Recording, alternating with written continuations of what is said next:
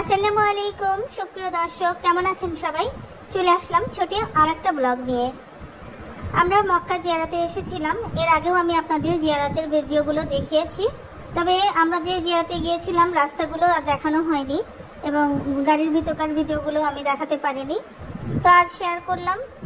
আমরা যে এখন আপনাদের দেখাচ্ছি এটা হচ্ছে মিনার রাস্তা। এই যে মিনা স্টার্ট হেয়ার বোর্ডে লেখা আছে, এই পুরোটাই মিনা। এরপর আরাফাতের ময়দান, ওই যে দূর থেকে একটা মসজিদ দেখা যাচ্ছে, আর সামনে এই যে পুরোটাই আরাফাতের ময়দান।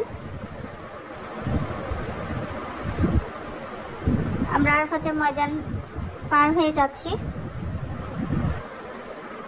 এই যে সামনেই আরাফাতের ময়দানটা, এই যে তাঁবুর মতো দেখা যাচ্ছে, এইটাই।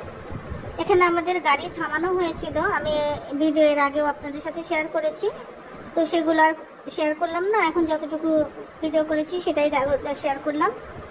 গাড়ি যাচ্ছে, আমরাও যাচ্ছি। এর আগেও আমরা জাবালে সৌরে গিয়েছিলাম, সেই ভিডিও আপনাদের সাথে শেয়ার করেছিলাম। মক্কার দুই পাশের রাস্তাগুলো, পাহাড় ঘেরা রাস্তাগুলো অসাধারণ চমৎকার। আর এর আশেপাশে যে সবুজ গাছপালাগুলো, এগুলো কিন্তু অনেক সুন্দর।